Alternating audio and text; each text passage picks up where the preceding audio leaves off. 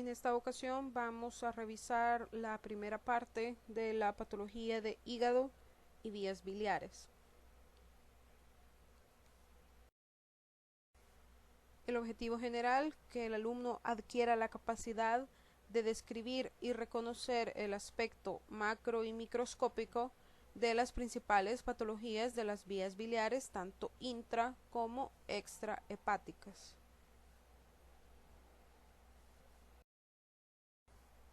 Vamos a empezar con la patología del hígado.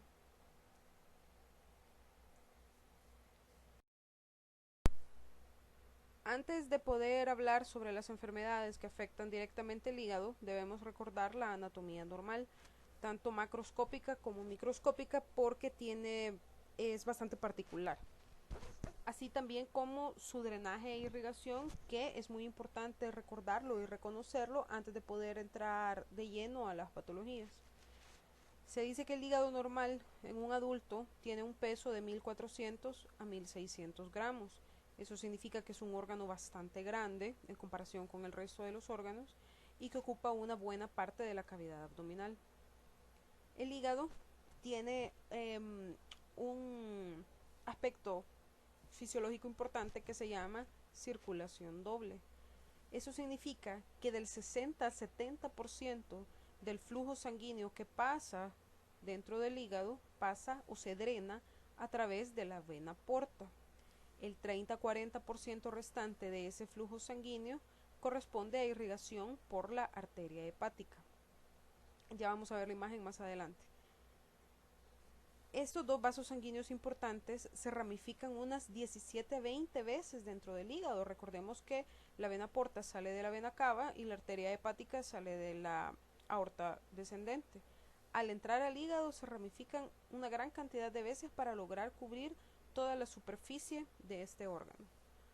Según el dibujo, recordemos que el hígado se divide en lóbulo hepático derecho y lóbulo hepático izquierdo. Están divididos o separados por algo que se llama ligamento redondo y ligamento falciforme. En la porción o parte inferior del hígado se encuentra la vesícula biliar.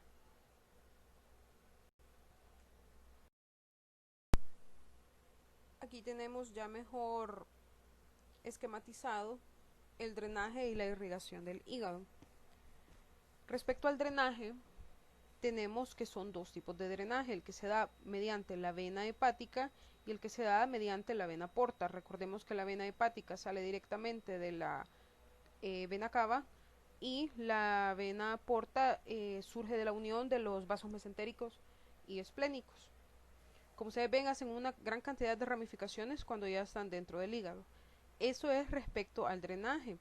¿Qué significa eso? Que cualquier alteración que suceda en el hígado, que sea de la suficiente magnitud como para comprometer el drenaje venoso, ya sea a través de la vena porta o a través de la vena hepática, puede traer consecuencias sistémicas debido a la afectación de este gran vaso sanguíneo. Ahora, respecto a la aorta, tenemos que en la aorta descendente se ramifica en arterias hepáticas, que viene la arteria hepática derecha y la arteria hepática izquierda, y estas a su vez adentro del hígado se ramifican, como ya dijimos, de 17 a 20 veces para poder cubrir toda la superficie del hígado.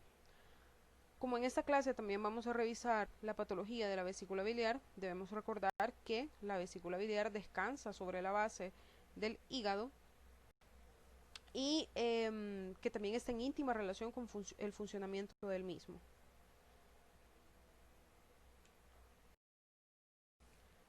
Eso respecto a la parte macroscópica.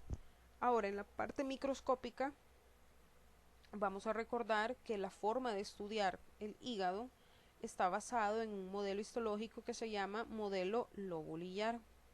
Se llama modelo lobulillar porque el hígado se divide en diferentes lobulillos, que son muy pequeños, miden de 1 a 2 milímetros y tienen esta forma como que fuera pentágono, que está acá. Uno los puede orientar porque en el centro de este lobulillo hay algo que se llama vena central o vena terminal, es lo mismo. El lobulillo está constituido por numerosos hepatocitos que se pueden llamar centrolobulillares cuando están justo alrededor de la vena terminal o la vena central, y periportales cuando ya están más afuera, como en la periferia. Recordemos que los hepatocitos se disponen como en trabéculas, que es estos que se van aquí como que fueran pequeñas filas, y que entre ellos recorren diferentes venas, ramificadas por supuesto de la vena porta, ramificaciones de la arteria hepática y también ductos biliares. Lo vamos a ver mejor en la siguiente imagen. Eso es como para que veamos el lobulillo y la importancia de conocer la irrigación y el drenaje del hígado. Algo importante que olvidaba mencionar es que en la periferia del lobulillo, es decir, afuera, en sus bordes, se encuentra algo que se llama espacio porta. Si lo vemos ya desde otra perspectiva, tenemos la vena centrolobulillar, que es lo mismo que decir vena central o vena terminal. Ustedes ven que esta vena terminal tiene un montón de ramificaciones, que es todo esto que está por acá. Y se entremezclan sus ramificaciones con las trabéculas de hepatocitos, que son todo este montón como de cuadritos que se ven acá. Ellos tienen esa forma de disponerse como en trabéculas, como en pequeñas filitas. Pero además de eso vemos que entre las trabéculas también hay pequeños ductos biliares, que son estos verdecitos que están acá, y también pueden observarse ramas de la arteria hepática, que están en esta parte de aquí.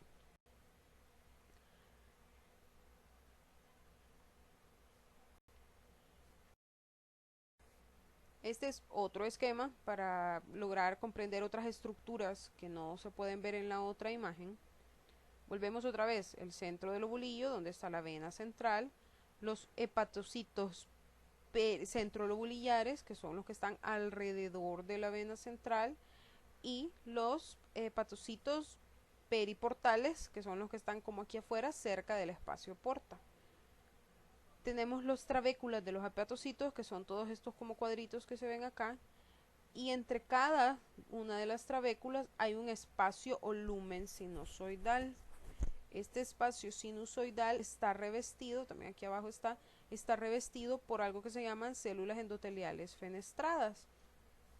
Fenestradas es que tiene agujeritos, ¿verdad? Y eso es para poder cumplir con su función fisiológica.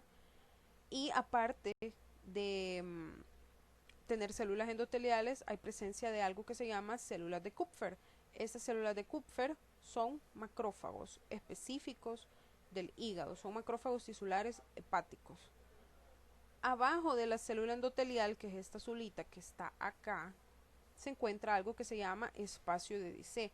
Esto lo vamos a recordar cuando veamos los trastornos de hipertensión. Por favor, recordemos esto porque es importante. Una estructura importante también es la tríada portal. La tríada portal está constituida por una rama de la arteria hepática, una rama de la vena porta y una estructura del ducto biliar.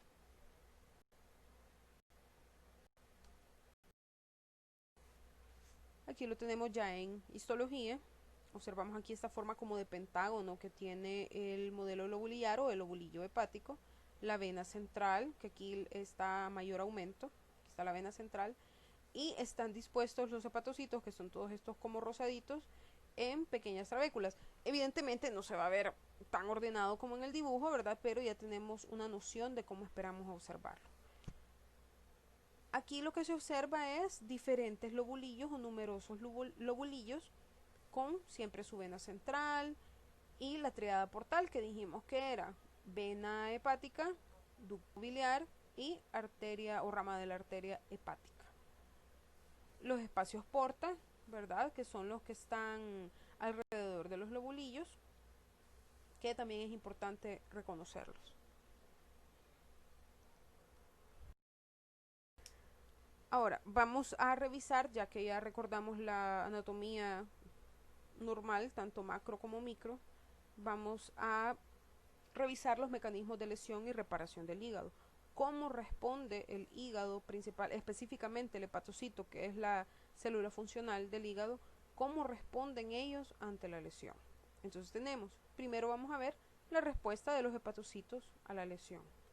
Dependiendo del estímulo lesivo, los hepatocitos pueden presentar cambios reversibles y cambios irreversibles.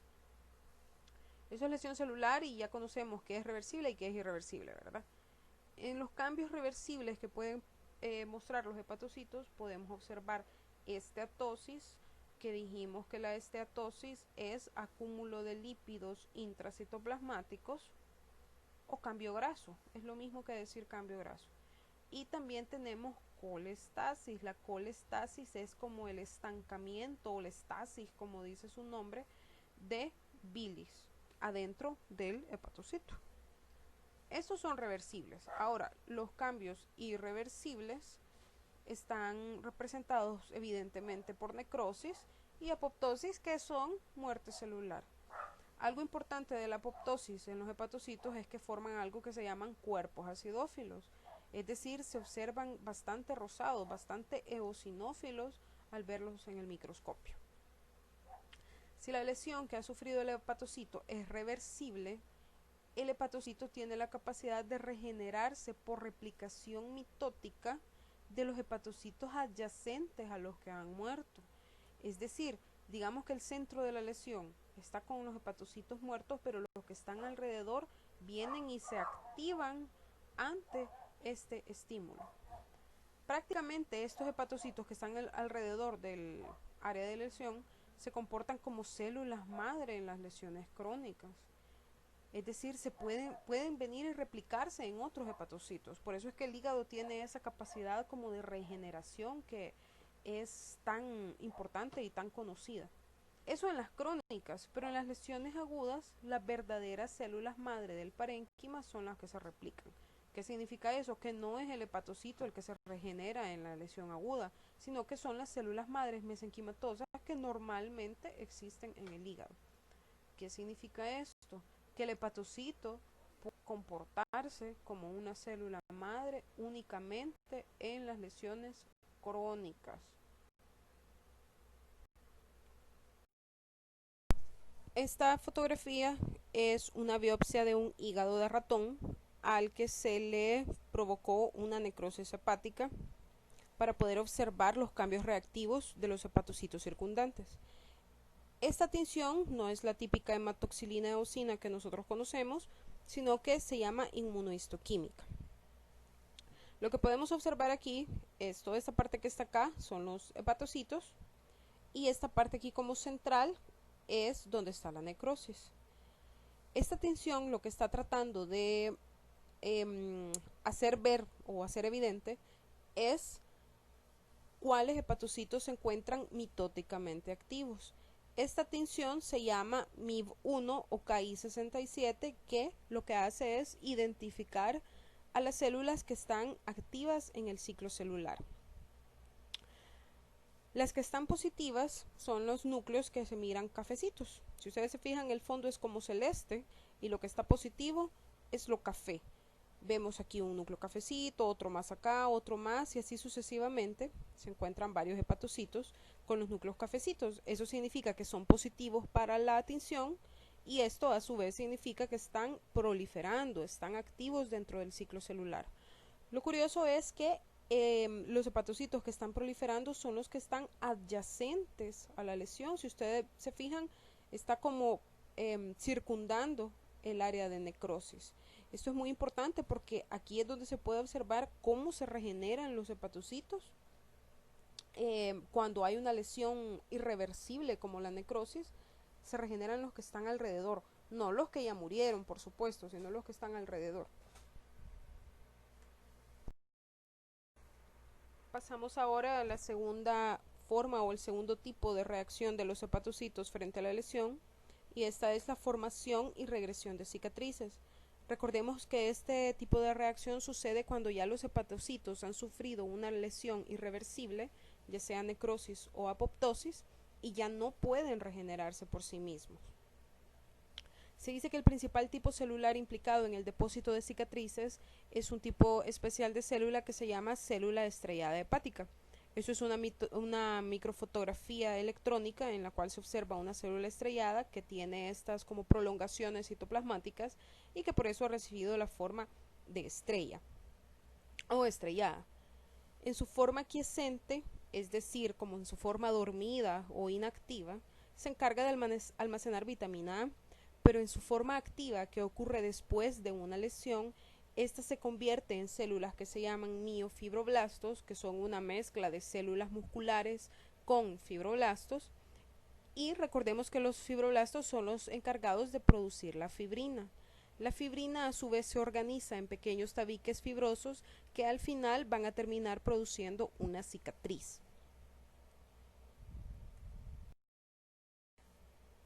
Aquí tenemos un esquema que trata de ejemplificar los procesos de cicatrización del hígado. Tenemos estas células aquí grandes, que son los hepatocitos. Este espacio que está aquí adyacente a los hepatocitos, recordemos que como lo vimos al inicio de las clases, se llama espacio de Dissé. En el espacio de Dissé está la célula estrellada, que en el hígado sano o el hígado normal se encuentra quiescente, únicamente sirve para el metabolismo y almacenaje de la vitamina A. Por encima del espacio de Dissé está el espacio sinusoidal, que es este que está aquí, que solo vemos una de sus bordes, digámoslo así, que está revestido por células endoteliales. Y por aquí anda una célula de Kupffer, que es el macrófago específico del hígado. Pero ¿qué es lo que sucede en la lesión? Que es este otro lado de la imagen.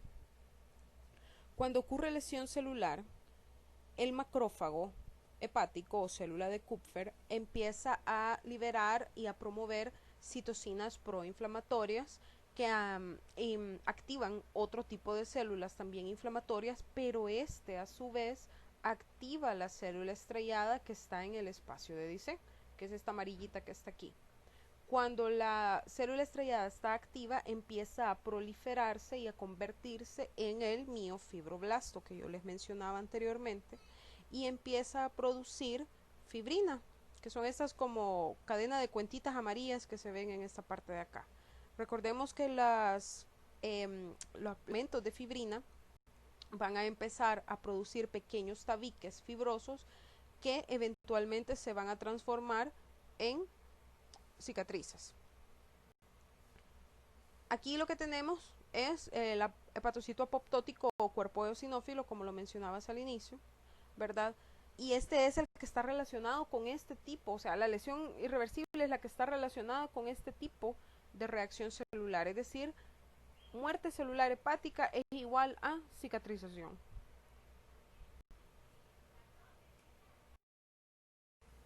Ahora que ya revisamos o recordamos parte de la anatomía y fisiología normal del hígado, vamos a hablar un poco de la insuficiencia hepática. La insuficiencia hepática aguda es la consecuencia clínica más grave de todas las hepatopatías. Existen casos crónicos de hepatopatías, por ejemplo la cirrosis hepática, que puede verse exacerbada con cuadros de insuficiencia hepática aguda. ¿Qué significa esto? No pensemos que la insuficiencia hepática aguda se traduce únicamente a un periodo o una enfermedad con un periodo corto de evolución, sino que puede ser en un cuadro crónico que se exacerbe con una complicación aguda. Se dice que se debe perder, y esto es bien importante, del 80 al 90% de la función hepática para entrar en insuficiencia. Imagínese usted, tiene que estar casi nulo el funcionamiento del hígado para declararse en insuficiencia hepática. Esto significa que el hígado es bastante resistente en equilibrar su pérdida funcional por los mecanismos de regeneración de hepatocitos o formación de cicatrices fibrosas que acabamos de ver. La insuficiencia hepática, según su tiempo de evolución y características clínicas y morfológicas, se puede clasificar en insuficiencia hepática aguda e insuficiencia hepática crónica. Vamos a hablar entonces de la insuficiencia hepática aguda. Esta se define como una hepatopatía aguda asociada a encefalopatía y coagulopatía. ¿Qué significa eso? Que está asociado a trastornos neurológicos y a trastornos de la coagulación. siempre, en el 100% de los casos. Esta insuficiencia se debe producir en las 26 semanas siguientes a una lesión hepática inicial en ausencia de hepatopatía previa. Esto es bien importante. Recordemos que los términos de insuficiencia hepática, tanto aguda como crónica, son términos más que todo clínicos y de laboratorio, ¿verdad? Pero están acompañados de alteraciones histológicas que pueden ser bien características. En la insuficiencia hepática aguda, lo que ocurre es una necrosis hepática masiva, es decir, muerte de los hepatocitos, y está relacionada más frecuentemente al uso de fármacos o toxinas. Y aquí hay una cosa bastante curiosa. El 50% de los casos de insuficiencia hepática aguda es por consumo desmedido de paracetamol o acetaminofén. Es por eso que hay que tener muchísimo cuidado de cómo indicamos el acetaminofén y explicarle a las personas que deben seguir únicamente las indicaciones médicas, porque la causa más frecuente de necrosis hepática es intoxicación por acetaminofén. Existen muchas que toman las acetaminofén como que fueran agua, como que fueran dulces, y eso no debe ser así, ¿verdad? Es bastante peligroso. Respecto a los cambios morfológicos que vamos a encontrar, la característica principal de la insuficiencia hepática aguda es una necrosis masiva con extensas regiones de pérdida de parénquima alrededor de los islotes de hepatocitos que se están regenerando.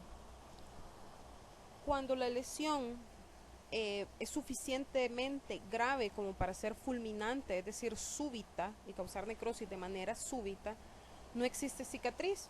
¿Por qué? Porque no le ha dado chance al proceso de activación de la célula estrellada para empezar a producir fibroblastos, fibrosis, fibrina, todo lo que ya sabemos y que conocemos que es un proceso tardado. Cuando ocurre de manera fulminante, ni siquiera da chance de hacer cicatriz. Se puede observar también esteatosis microvesicular difusa. Recordemos que la esteatosis es el acúmulo de lípidos dentro de una vacuola en el citoplasma del hepatocito. Usualmente este cambio morfológico de esteatosis está relacionado al uso a la exposición a toxinas y también de manera curiosa está asociado a las hepatopatías que se presentan en el embarazo, por ejemplo la preeclampsia grave. Se puede observar también un infiltrado inflamatorio mononuclear leve y esto también tiende a ser bastante interesante. ¿Por qué? Porque nosotros sabemos que el término agudo nosotros lo asociamos con infiltración de polimorfonucleares, ¿cierto? Pero en la insuficiencia hepática aguda, lo agudo es la necrosis, pero el infiltrado inflamatorio es mononuclear, es como que fuera crónico. Macroscópicamente lo que vamos a observar son áreas irregulares como parcheadas donde se observa tejido bastante friable y con cambios de la coloración como se observa acá. Esta es el área de necrosis. Vemos el resto del parénquima hepático y este es el área más notable, pero si nos fijamos bien hay áreas como un poco más pálidas, por ejemplo esta de acá, esta otra por acá, inclusive en esta parte ya se tiende a ver un poco más blanquecino. Entonces aquí ha ocurrido una necrosis difusa del parénquima hepático, que evidentemente llevó a una insuficiencia hepática y llevó a la muerte del paciente. Esta es la imagen microscópica. Si recordamos la morfología del modelo lobulillar, vamos a saber que este agujerito que se observa acá es la vena central y por lo tanto esto es un lobulillo hepático, ¿verdad? Vemos cómo afecta la necrosis predominantemente el área centrolobulillar, pero también se extiende hacia la área o a los espacios periportales que están acá. Esta es otra área de necrosis con presencia de macrófagos y el resto de los hepatocitos que están aquí alrededor de la necrosis muy probablemente están mitóticamente activos tratando de regenerar más hepatocitos y poder compensar la pérdida de parénquima que ha ocurrido en esta área. Esta es otro ejemplo de la histología de una insuficiencia hepática aguda. Aquí lo que observamos es una necrosis que tiende a hacerse como parchada y coalescente. Ustedes ven que las áreas de necrosis, que son las más blanquecinas, tienden a unirse con otras áreas de necrosis y dejan como pequeños islotes o pequeñas islas de hepatocitos en el centro que no han sido afectados, al menos no de manera irreversible. Por supuesto que aquí puede haber inclusive cambios de esteatosis hepática microvesicular o cambios reactivos, todo el proceso inflamatorio que está ocurriendo alrededor.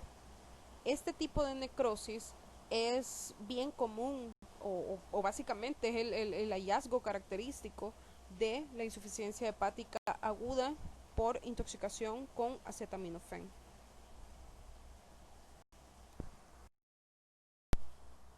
Respecto a la evolución clínica o cuadro clínico, tenemos que inicialmente se manifiesta con náuseas, vómito, ictericia de aparición súbita, seguidos por signos clínicos de encefalopatía y coagulopatías.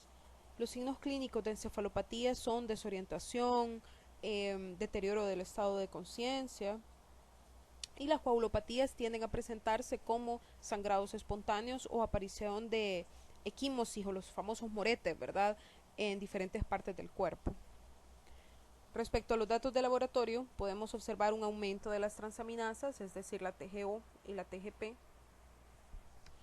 Y una cosa bastante curiosa es que al haber daño crónico, disminuye la cantidad de hepatocitos, evidentemente porque han sido sustituidos por tejido cicatricial, y por tanto las transaminasas bajan, pero esto no significa que haya mejoría, y esto es una cosa bastante irónica, ¿verdad? Los pacientes con hepatopatías crónicas, con extensa fibrosis y cicatriz en el hígado, pueden estar en insuficiencia hepática aguda y tener transaminasas normales o casi normales.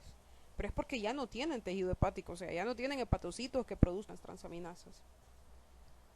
Si la insuficiencia hepática no es corregida de manera adecuada, puede llevar a insuficiencia multiorgánica, es decir, fallo renal, alteraciones hematológicas, alteraciones cardiovasculares, neurológicas, y en algún momento puede llevar a la muerte.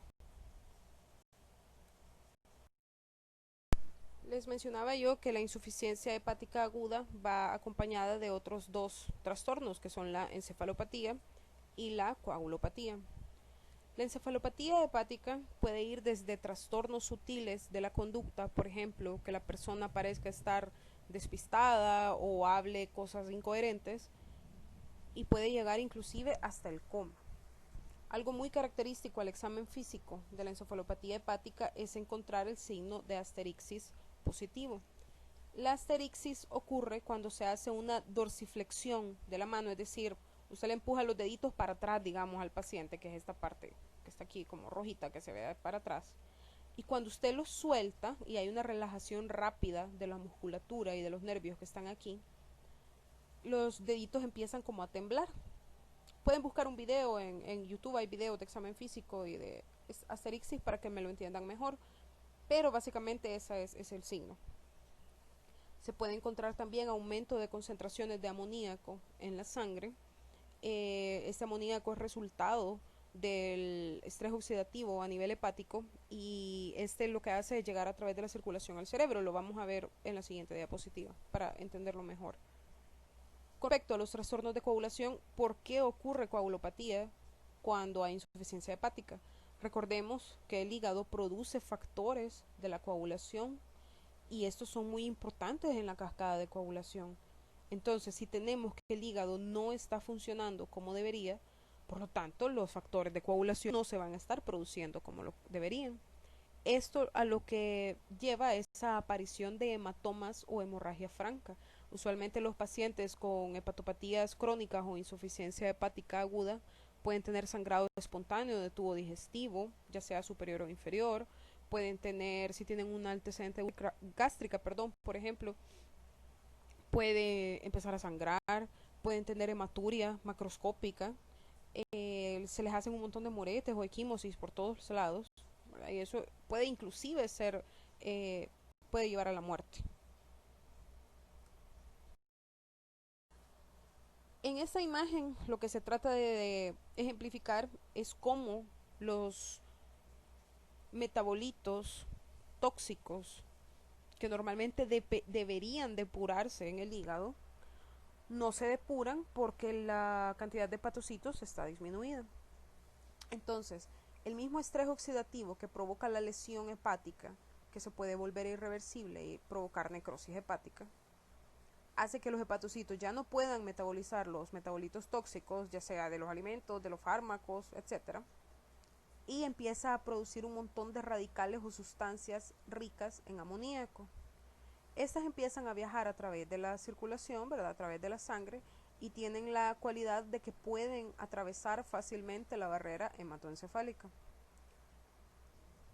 Pasan la barrera hematoencefálica y llegan al cerebro, donde producen alteraciones en la neurotransmisión que se van a traducir clínicamente como alteraciones neurológicas, que como yo les mencionaba pueden ir desde muy leves, como una persona que esté hablando de incoherencias, a cosas muy graves como el coma e inclusive la muerte por depresión del sistema nervioso. Pasamos ahora a la insuficiencia hepática crónica y vamos a incluir en el mismo segmento a la cirrosis porque están muy relacionadas. Las principales causas de insuficiencia hepática crónica es la hepatitis crónica producida por dos tipos de virus, el virus de la hepatitis B y el virus de la hepatitis C. También se encuentra relacionado a insuficiencia hepática crónica la esteatosis hepática no alcohólica, es decir, el hígado graso. A esto hay que ponerle ojo, ¿verdad? Porque nosotros debemos cuidarnos de la cirrosis y de la insuficiencia hepática. No porque estamos jóvenes, ¿verdad? Pues debemos de pensar, no, que el hígado graso no me pasa nada, o decirle eso a nuestros pacientes. No, el hígado graso no significa nada, porque puede evolucionar a cirrosis. Y por supuesto la hepatopatía alcohólica. Estas dos las vamos a ver más adelante, durante la clase. Se dice que la insuficiencia crónica está asociada casi siempre a cirrosis, por eso, como les decía, la vamos a ver en el mismo segmento. Aquí lo que básicamente trata de ejemplificar es cómo evoluciona desde un hígado sano, que se transforma en hígado graso, ya sea por una mala dieta o por consumo de alcohol de manera crónica. Y esta esteatosis hepática o hígado graso lo que hace es provocar inflamación crónica y cirrosis. Entonces se empieza a hacer el hígado cirrótico. Cuando yo digo cirrosis o hígado cirrótico, me refiero a un hígado lleno de cicatrices. Usted debe pensarlo así, usted entiéndalo así. Es un hígado lleno de cicatrices por todos lados. Esta fibrosis sigue avanzando hasta que se vuelve en una cirrosis franca. Y recordemos que si hay tejido cicatrizal o depósito de cicatrices, de fibrina, colágeno, pues se deposita porque está tratando de llenar un espacio, esto de llenar un agujero o un hoyo que dejó algo ahí. ¿Qué era ese agujero? Bueno, los hepatocitos muertos, ¿verdad?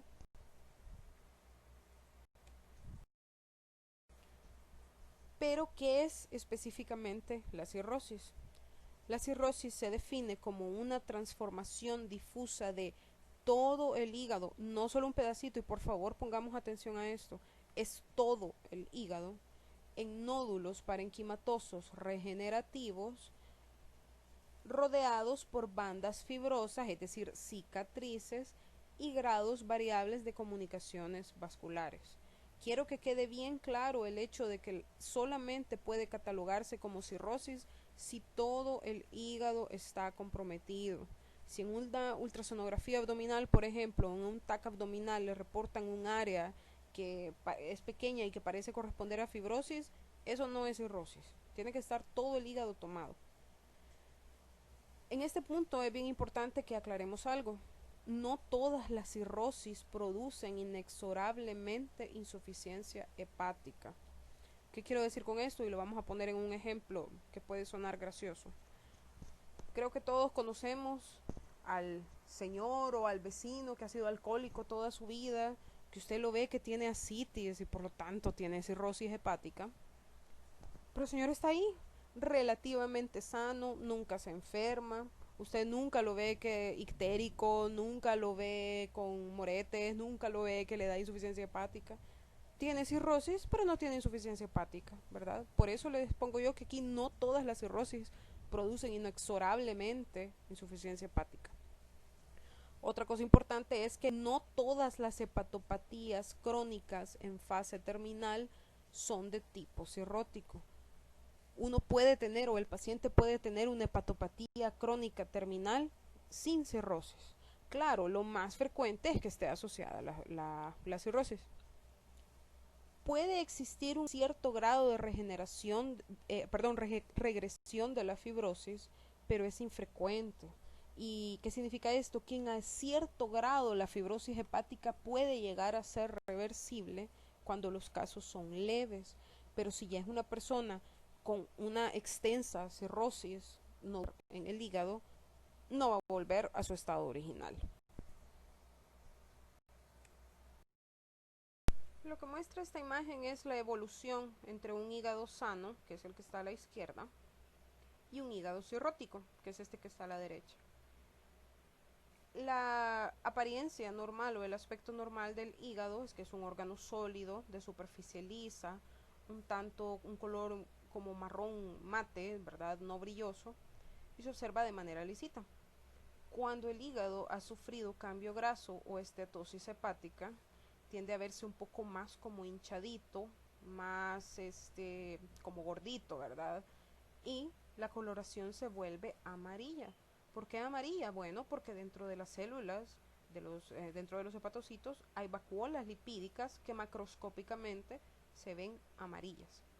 Si esto no se corrige, con el tiempo va a empezar a hacer tabiques fibrosos dentro de todo el parénquima hepático, que van a seguir agregándose, evolucionando hasta llegar al cuadro de cirrosis, que ya es totalmente irreversible. Usted me puede decir aquí, mire, pero aquí el hígado se ve hipertrófico porque está más grande, no debería estar más funcional. No, está más grande porque está lleno de cicatrices, de colágeno, de tejido fibroso que ha tenido que encontrar un espacio dentro del parénquima hepático. Por eso se ve más grande. En ocasiones, ¿verdad? Esto es porque se ha hecho un poco más grande. En ocasiones puede inclusive volverse hasta más chiquito porque como está retraído por la misma fibrosis. Pensemos, por ejemplo, en una cicatriz de la piel que se retrae. Entonces, básicamente puede suceder lo mismo. Aquí se observan algunas áreas amarillas que son la parte de la estatosis hepática que ha quedado aquí remanente. Evidentemente aquí este hígado ha perdido un gran porcentaje de su funcionalidad.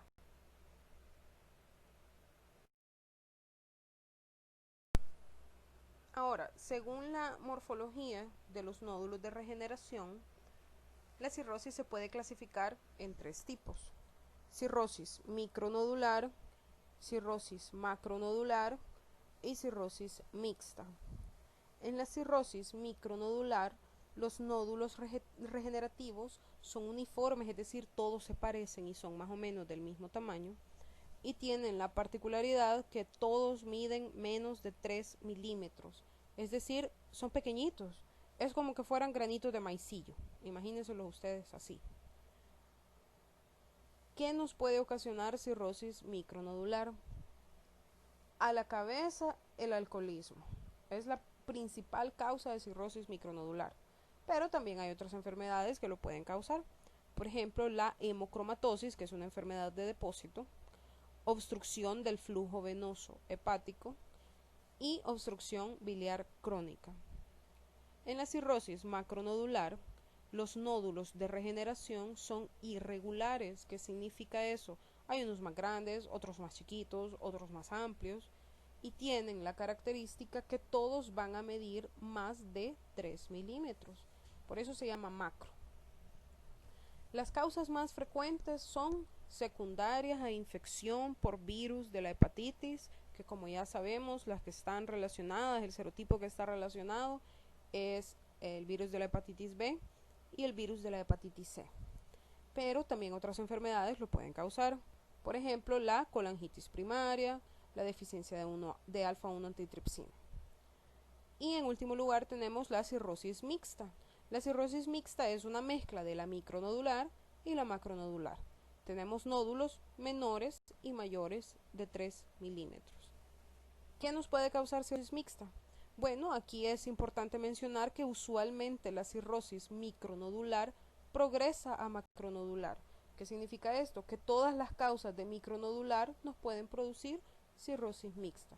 ¿Y que por qué evoluciona de micro a macro? Bueno, porque esos nódulos regenerativos chiquitos, milímetros, empiezan a coalescer, a unirse y a formar nódulos más grandes que eventualmente van a ser mayores de 3 milímetros. Aquí tenemos otro ejemplo de hígado cirrótico. Aquí ya se observan macroscópicamente, ¿verdad? Algunos nódulos pudiera corresponder a una cirrosis macronodular o una cirrosis mixta. Ustedes ven que ya la superficie del hígado, que normalmente es lisa, de un color mate, aquí se observa multinodular, es decir, con muchos nodulitos que le han crecido por todos lados y se observa como brilloso. Si nosotros pudiéramos tocar esto, tendría una consistencia bastante dura, bastante firme. Y todo esto que está alrededor o como en la periferia de los nódulos, tejido hepático que ha quedado conservado y es el que aún le da la funcionalidad, aunque sea parcial, a este hígado. ¿Qué vamos a observar en el aspecto histológico? Esta fotografía tiene una tinción especial para colágeno que lo que hace es resaltar el colágeno dándole un color azul. ¿Qué podemos observar aquí? Bueno, lo primero que llama la atención es la presencia de nódulos regenerativos de hepatocitos, que son como estas bolitas o chibolas de hepatocitos que están aquí y son regenerativos. ¿Qué significa regenerativo? Que son mitóticamente activos. Y ellos están rodeados, estos nódulos regenerativos, por densas bandas fibrosas que aquí en esta coloración especial han sido resaltadas con el color azul. Todo esto que se ve azul rodeando los nódulos es básicamente cicatriz, una cicatriz fibrosa, una cicatriz colagenosa, entremezclada por supuesto con los nódulos regenerativos de hepatocitos. Esta es la imagen característica de la cirrosis hepática. Por supuesto que también se pueden encontrar infiltrado inflamatorio crónico, otros cambios secundarios que no son patognomónicos de la cirrosis, pero pueden estar ahí. Aquí tenemos una imagen en menor aumento en la que podemos observar nódulos que miden más de 3 milímetros, por ejemplo este grande que está acá, este otro por acá, este otro, entremezclados con micronódulos. Los micronódulos miden menos de 3 milímetros, por ejemplo este que está acá, este otro. Como hay presencia de macronódulos y micronódulos, esto correspondería a una cirrosis de tipo mixto.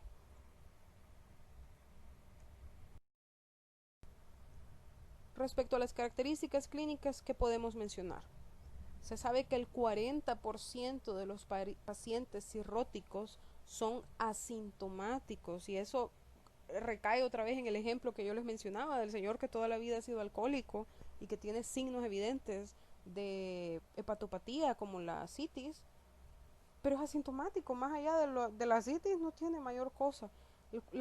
Casi la mitad son asintomáticos y empiezan a mostrar síntomas hasta que llegan a fases avanzadas de la enfermedad, es decir, hasta que empiezan a llegar a la insuficiencia hepática.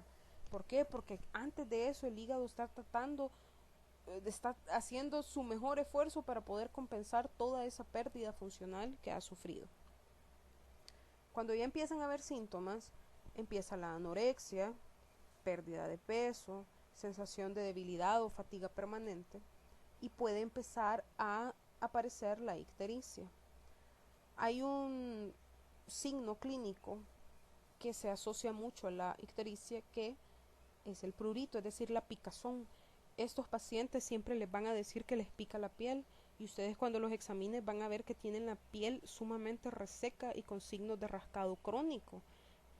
y es porque el pigmento de bilirrubina se deposita en la piel y provoca una reacción inflamatoria bien leve que clínicamente se traduce a picazón en todo el cuerpo, a prurito o prurito, ¿verdad?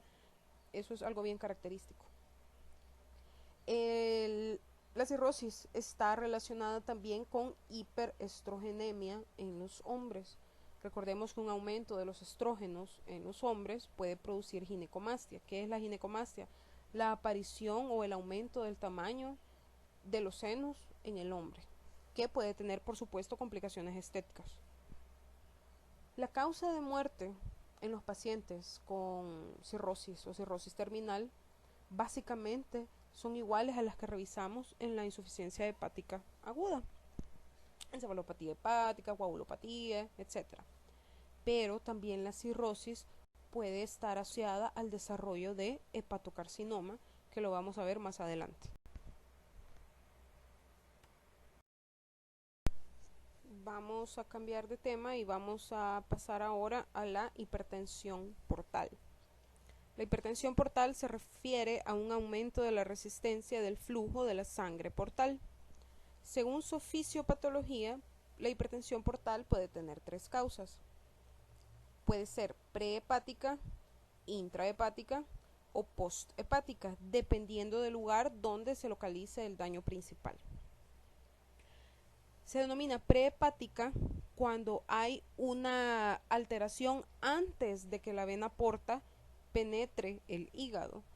¿Qué puede provocar esta alteración? Una trombosis, por ejemplo, de la vena porta, estenosis de la misma vena porta o una esplenomegalia que lo que haga es aplastar la vena porta. Esplenomegalia es aumento del tamaño del vaso. Dentro de las causas intrahepáticas son aquellas que ocurren dentro del hígado y que secundariamente alteran el flujo portal. La principal causa de hipertensión portal intrahepática es la cirrosis. Como ya vimos, lo que sucede en la cirrosis es un depósito de extensas cicatrices nodulares, ¿verdad? Entremezcladas con nódulos regenerativos de hepatocitos, que lo que hacen es volver al hígado como lleno de cicatrices, y estas cicatrices recordemos que aplastan las pequeñas ramas de la vena porta que están dentro del hígado. Otra causa puede ser la esteatosis hepática masiva, es decir, el hígado graso severo puede provocar hipertensión portal, y también enfermedades granulomatosas, por ejemplo, la tuberculosis. La tuberculosis puede provocar una inflamación o una reacción inflamatoria crónica bastante severa, con la consecuente obliteración de las pequeñas ramas de la vena porta que están intrahepáticas y provocar hipertensión portal. Las causas posthepáticas son aquellas que están a la salida, digámoslo entre comillas, del hígado. Y la principal causa de hipertensión portal posthepática es la insuficiencia cardíaca derecha, que ya conocemos por qué, ¿verdad? Las conexiones de los vasos sanguíneos de las cámaras derechas con el hígado, la pericarditis constrictiva o alguna obstrucción de flujo de salida por cualquier otro motivo.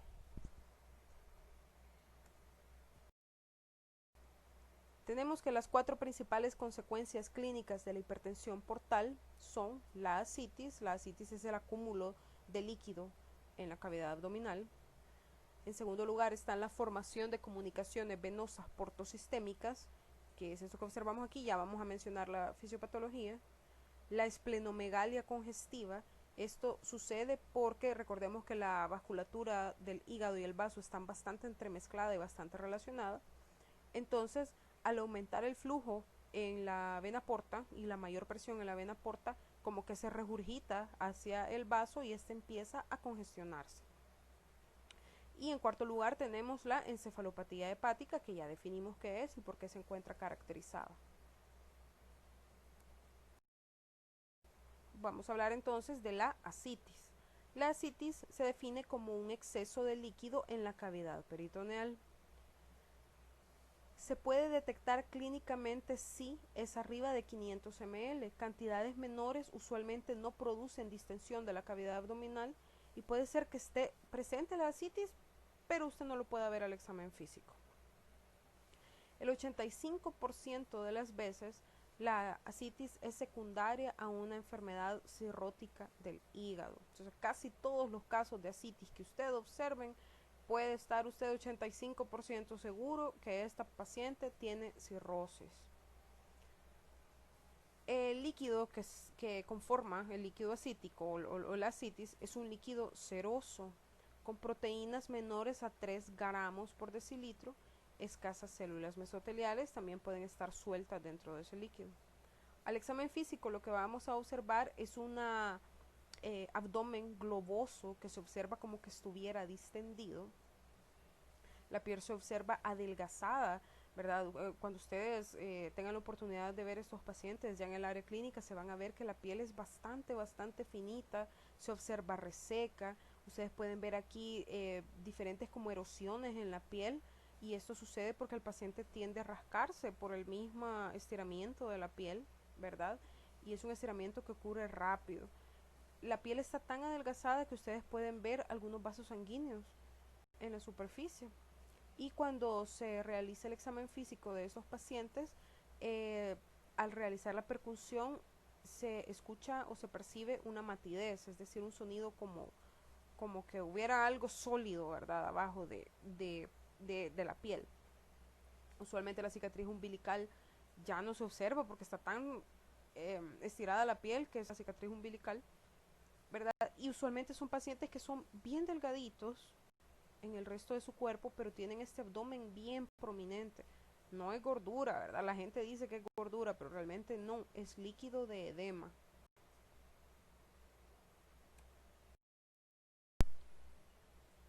Para poder explicar la patogenia de la citis, vamos a tomar esta fotografía de microscopio electrónico y vamos a recordar la imagen de la morfología hepática que revisábamos al inicio de la clase. Lo que ocurre es que como hay una hipertensión de la vena porta, los sinusoides hepáticos, que básicamente son los vasos sanguíneos que están dentro del hígado, también sufren hipertensión, es decir, un aumento de la presión intraluminal que hace que el líquido o plasma que está dentro de este vaso sanguíneo salga a través de los espacios endoteliales del sinusoide y llegue hacia el espacio de Dissé, que es este que está acá. Cuando sale al espacio de Dissé, puede viajar a través de los vasos linfáticos y viajar hacia la cavidad abdominal. Ocurre una percolación de la linfa hepática hacia la cavidad peritoneal, que es lo que les acabo de mencionar, y esto sucede por un aumento del flujo en el conducto torácico. Puede ocurrir de manera secundaria vasodilatación esplácnica, que es lo que les mencionaba, que el vaso aumenta de tamaño de manera congestiva por todo la vasodilatación y regurgitación de flujo. Y también existe una circulación hiperdinámica, es decir, aumentada de volumen.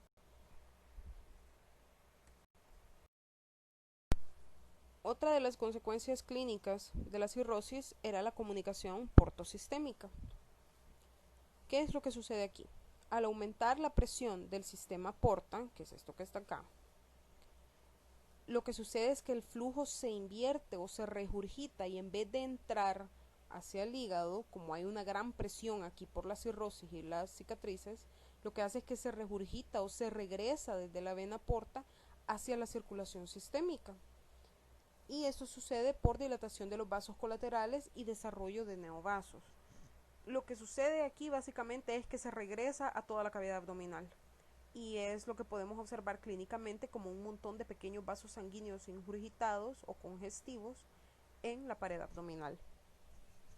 A veces es tan severa esa regurgitación del flujo hacia la circulación sistémica que esa circulación hiperdinámica y aumento de volumen llega hasta los vasos sanguíneos del esófago, es decir, aquí un poquito más arriba, o puede llegar inclusive hacia los plexos venosos hemorroidales, y puede haber desarrollo de varices esofágicas o de hemorroides secundario a una cirrosis hepática. Si es tan severo, puede regresarse inclusive hasta el esófago o al área rectal. Y aquí está lo que les mencionaba, que la circulación venosa del vaso está en estrecha relación con la del hígado. Por eso es que cuando empieza a regresarse aquí la sangre a través del sistema porta, también una parte se deriva y se va hacia el área esplénica.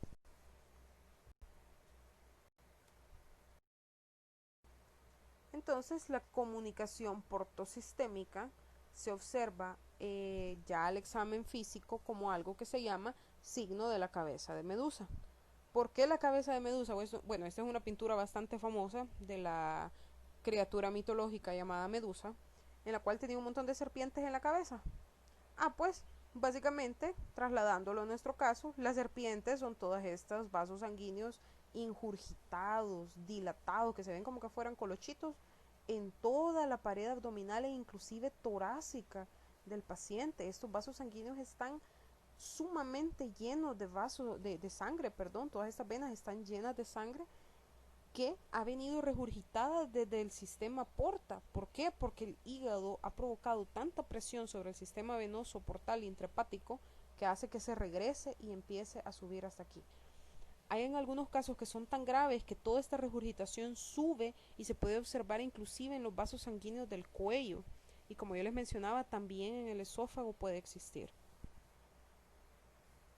Otra cosa también importante es que recordemos que no, este montón de vasos en la pared abdominal no son normales, o sea, nosotros como personas sanas no los tenemos ahí, sino que aquí lo que ha ocurrido es formación de nuevos vasos sanguíneos o neovasos para poder drenar toda esa gran cantidad de volumen de sangre que está en el sistema porta. Tienen que crecer nuevos vasos sanguíneos porque no hay donde meter ese volumen de sangre venoso. Se empiezan a crecer nuevos vasos en toda esta parte de aquí del abdomen y del tórax, drenarse.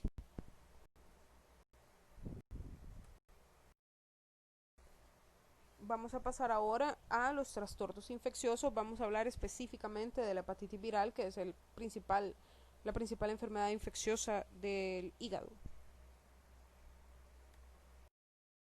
Vamos a empezar haciendo un pequeño resumen de cada uno de los tipos de los virus hepatotropos o causantes de la hepatitis. Primero tenemos el virus de la hepatitis A. Recordemos que esta infección produce una enfermedad de curso clínico benigno, es decir, usualmente la gente no se complica sistémicamente por esta infección y es de carácter autolimitado. Es decir, la persona en 1 o 2 semanas va a tener resolución de los síntomas. Algo muy importante es que si tiene un periodo de incubación largo, de 2 a 6 semanas, y otra cosa bastante importante es que no provoca hepatitis crónica ni estado de portador.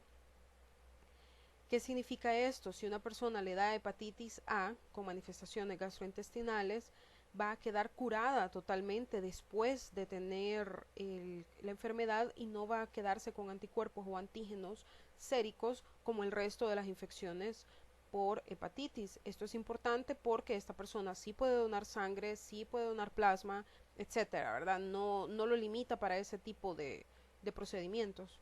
Y tampoco provoca hepatitis crónica por el hecho de que es autolimitada. Se dice que tiene una mortalidad de 0.1 a 0.3%, es decir, casi nula, porque toda la gente se cura de esta enfermedad. Dado que su transmisión es fecal oral, está asociado a una higiene deficiente. Luego tenemos el virus de la hepatitis B. Este sí ya puede provocar cuadros agudos y cuadros crónicos. Por ejemplo, un cuadro de hepatitis aguda seguida de recuperación y eliminación del virus. En algunos casos la persona queda totalmente curada, pero en otros casos, dependiendo de la cepa del virus, puede producir una hepatitis crónica no progresiva, es decir, que solo permanece como hepatitis crónica sin progresar a cirrosis, o el otro lado de la moneda, que es una hepatitis crónica que sí progresa a cirrosis y provoca todas las alteraciones que ya mencionamos. Asimismo, puede producir un estado de portador sano, entre comillas, asintomático, es decir, la persona no tiene ningún síntoma ni de hepatitis aguda, ni de hepatitis crónica, ni de cirrosis, pero anda cargando la respuesta inmune traducida a anticuerpos o antígenos. Si la persona se vuelve portadora, sintomática y con un cuadro de cirrosis de hepatitis crónica, y cirrosis, puede comportarse este cuadro como un precursor del carcinoma hepatocelular y de ahí surge la importancia. se dice que el virus de la hepatitis B y hepatitis C son considerados infecciones precursoras del carcinoma hepatocelular, pero es principalmente el virus de la hepatitis B.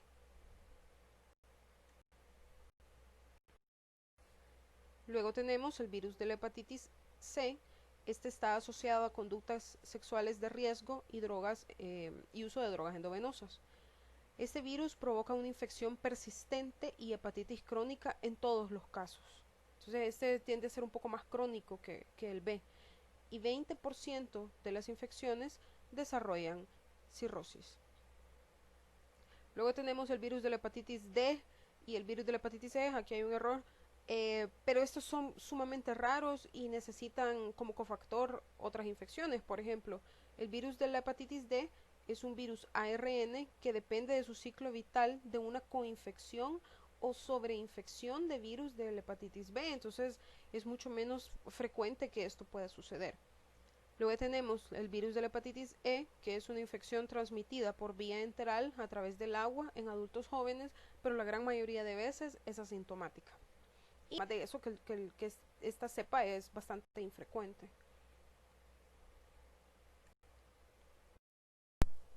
Vamos a traer a colación la hepatitis crónica, que es parte de las consecuencias de algunos de los virus hepatotropos.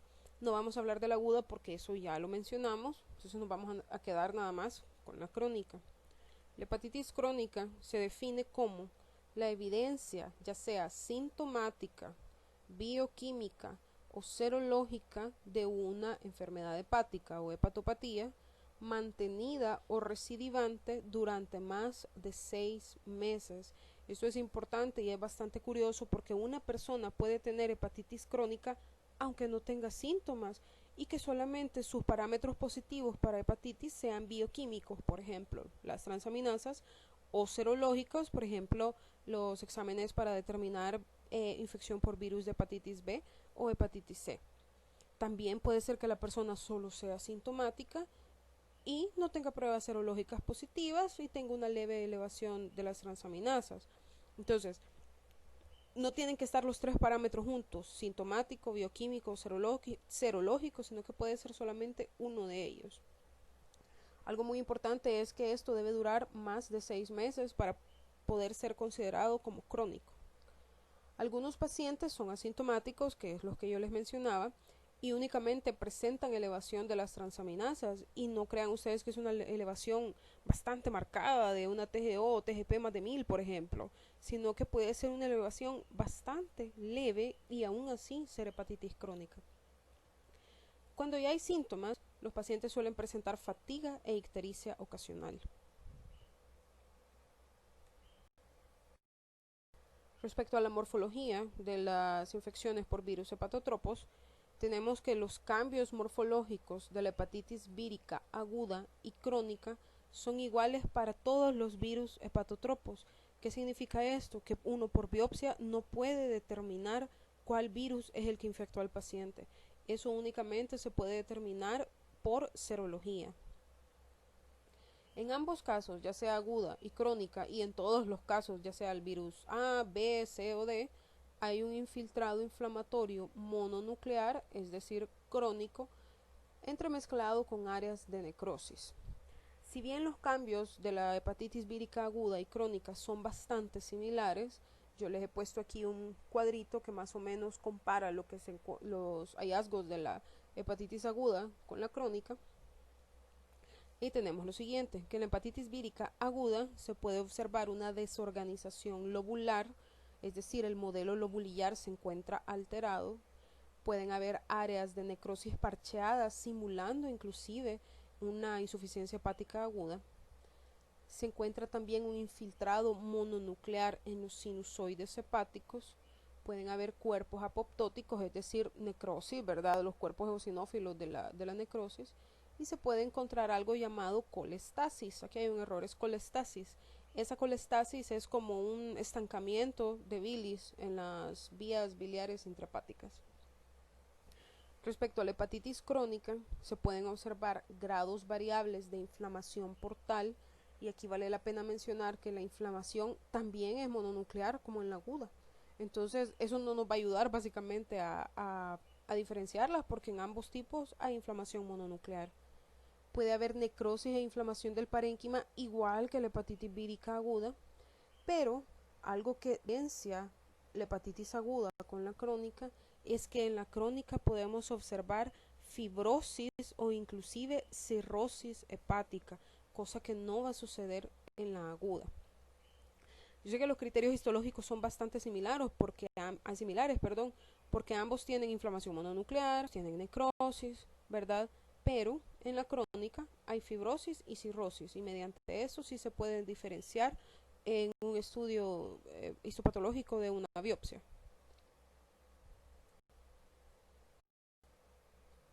Tenemos la imagen macroscópica de una hepatitis aguda causada por un virus de la hepatitis B.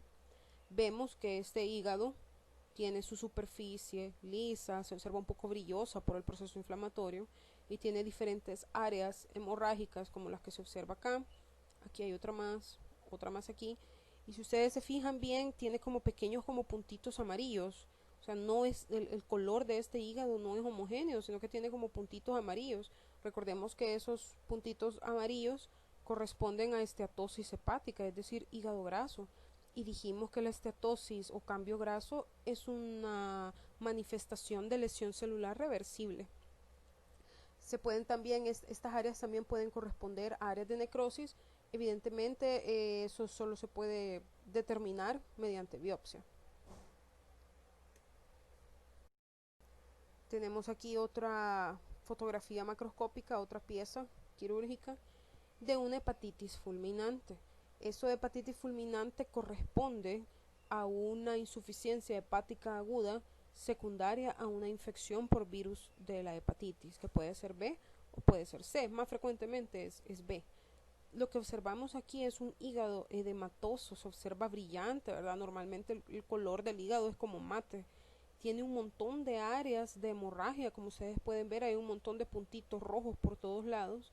Y también se observan los puntitos amarillos que yo les mencionaba, ¿verdad? Que corresponden. Aquí puede corresponder a esteatosis hepática, ¿verdad? O hígado graso, o puede corresponder también a colestasis, que era lo que observábamos en la hepatitis vírica aguda. La superficie se observa brillosa, que es parte del proceso inflamatorio agudo.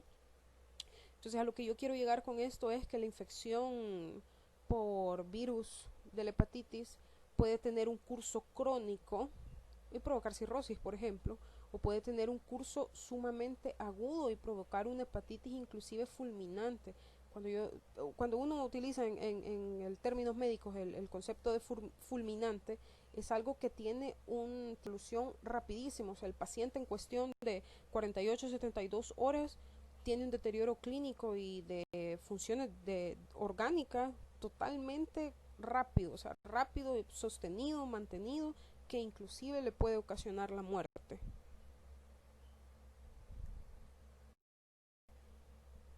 La característica histológica que define la hepatitis vírica crónica es la infiltración portal por células mononucleares.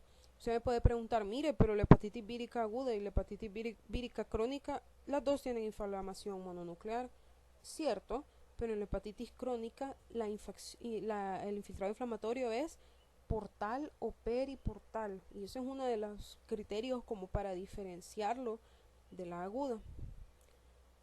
Al principio, la fibrosis, cuando hablamos de fibrosis es crónica, ¿verdad? Se localiza en los espacios porta y con el tiempo se transforma en bandas fibrosas densas que conforman los nódulos, aquellos nódulos color azul que veíamos en las fotografías de la cirrosis, que son cicatrices, que forman esas como pelotitas de colágeno, que eventualmente eso se va a llamar cirrosis. Un hallazgo importante microscópico respecto a los virus hepatotropos es que el virus de la hepatitis B tiene una característica histológica específica. En los hepatocitos podemos encontrar algo que se llama hepatocitos en vidrio esmerilado, que son estos que están acá. Este es un hepatocito y si usted observa su citoplasma se ve como granuladito, como punteadito, ¿verdad? Eso es el aspecto de vidrio esmerilado. Esto que está aquí es el núcleo y el citoplasma tiende a tener ese cambio citopático por el virus de la hepatitis B. Es esto que está acá. Si ustedes se fijan, este aspecto es diferente, por ejemplo, a la esteatosis hepática, que es esto que está aquí. Son como pequeñas burbujitas de grasa, lo que se observa en la esteatosis o cambio graso, y en el virus de la hepatitis B, que es este que está aquí, se observa vidrio esmerilado. Esta otra imagen que tenemos acá es el infiltrado inflamatorio mononuclear en el hígado y que tiende a localizarse en los espacios portales o periportales.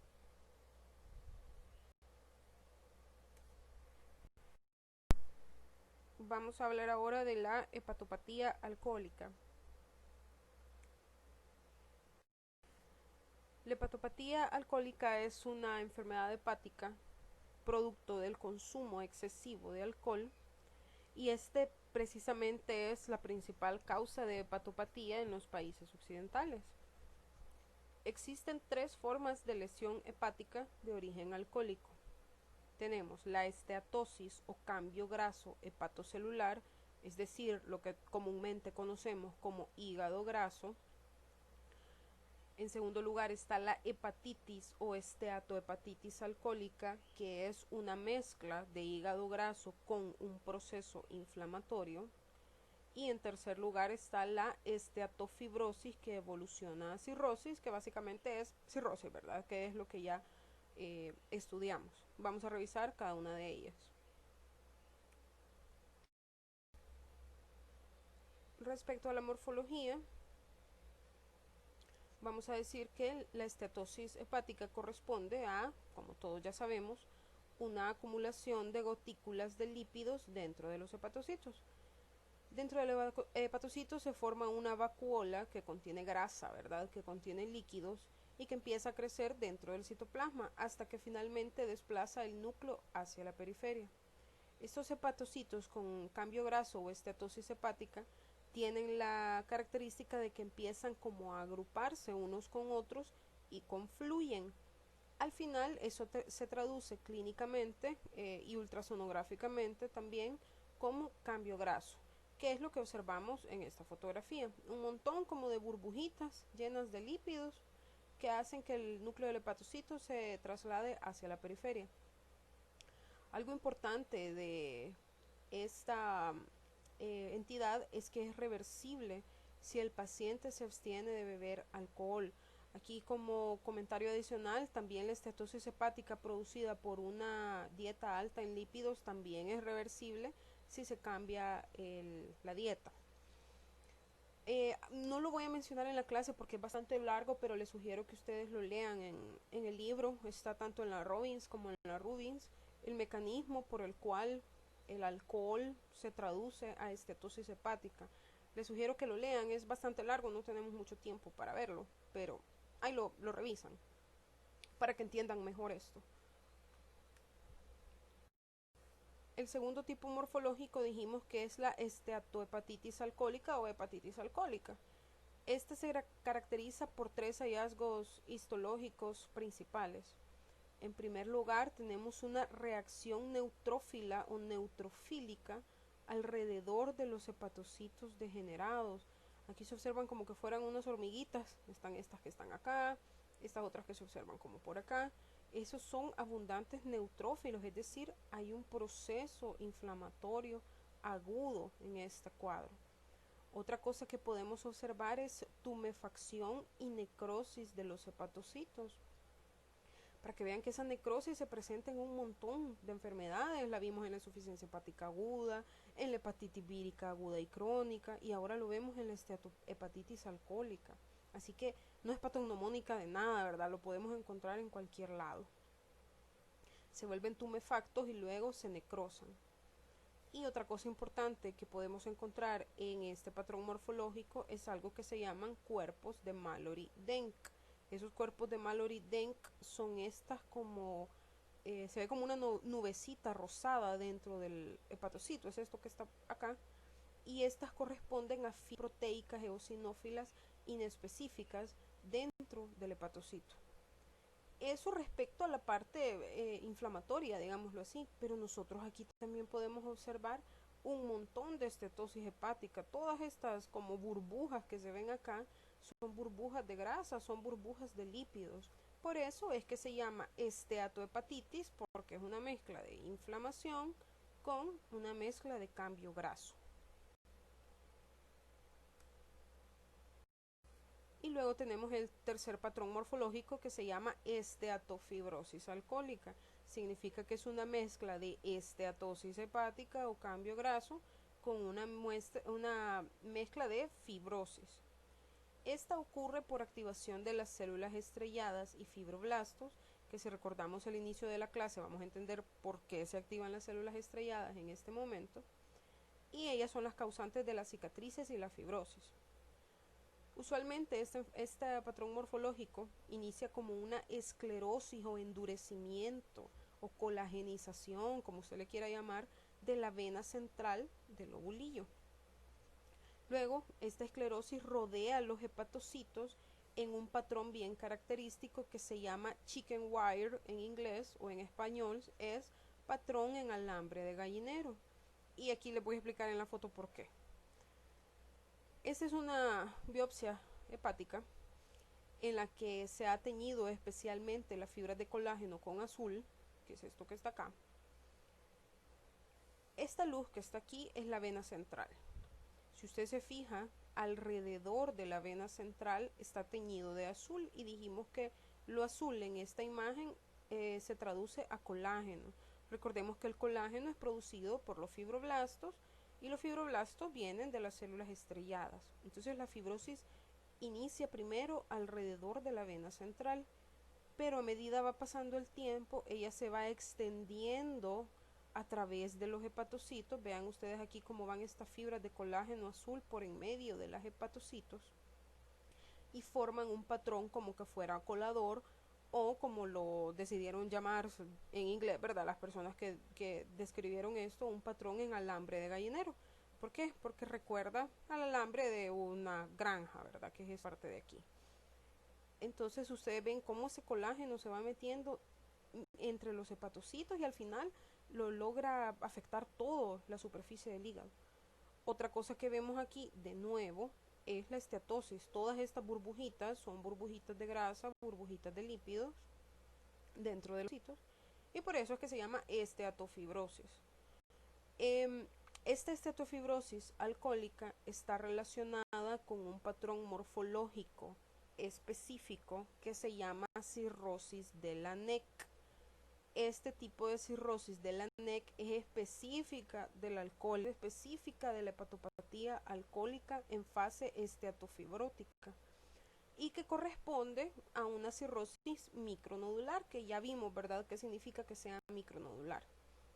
Es decir, miden menos de 3 milímetros los nódulos. Y aquí está la típica fotografía de la cirrosis de la NEC. Recordemos que la fibrosis micronodular inicia como pequeños nódulos regenerativos de hepatocitos rodeados por fibrosis que miden menos de 3 milímetros. Pero al inicio de la clase dijimos que estos micronódulos pueden confluir y formar grandes nódulos. Por ejemplo, este que está aquí, que evidentemente mide más de 3 milímetros.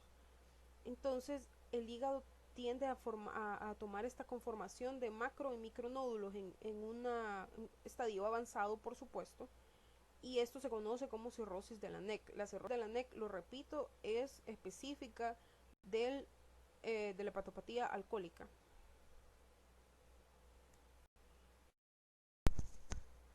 Vamos a hablar un poco de la patogenia. Como dato interesante podemos mencionar que la ingesta a corto plazo de hasta 80 gramos de alcohol, que esto se traduce a 6 cervezas o 250 mililitros de licor, que cualquiera puede decir que es una cantidad que no es tan severa como para provocar inflamación o esteatosis hepática, pero si se consume esto durante uno o varios días puede provocar esteatosis hepática leve, reversible por supuesto, pero imagínese usted con una cantidad que a cualquier persona le podría parecer inocua. Si se consume durante algunos días, puede dar esteatosis hepática. Ahora imagínese usted cómo no tendrá el grado de esteatosis o esteatofibrosis un alcohólico crónico que lleva años de consumir esto o más de esto de manera sostenida, más de esta cantidad. Se dice que solo el 10 a 15% de los alcohólicos crónicos desarrollan cirrosis y que esto depende de diferentes factores. Recordemos el mismo ejemplo que yo les había mencionado antes de la típica historia del señor que es alcohólico desde la infancia, desde la adolescencia, pero que nunca se enferma, nunca le da insuficiencia hepática, nunca le da cáncer hepatocelular, carcinoma hepatocelular, nunca le da cirrosis y casi se mantiene relativamente sano. Esto es porque solo un pequeño porcentaje de ellos va a desarrollar fibrosis y cirrosis, por supuesto, y esto depende de diversos factores. Por ejemplo, el sexo. Las mujeres son más susceptibles a desarrollar estos cuadros por el metabolismo del alcohol. Recordemos que las mujeres metabolizamos más despacio el alcohol y por lo tanto los metabolitos tienden a acumularse por mayor tiempo y por supuesto producir una respuesta inflamatoria más sostenida. Las diferencias étnicas y genéticas, se dice que las razas mixtas son más propensas a padecer cirrosis. Esto se traduce a que nosotros como latinoamericanos somos una raza mixta, somos más propensos a desarrollar esta enfermedad. Y también tenemos los trastornos comórbidos. El ejemplo típico, la persona que es diabética, tipo 2, y que aparte de eso es alcohólica. Eso es la receta perfecta para una falla multiorgánica.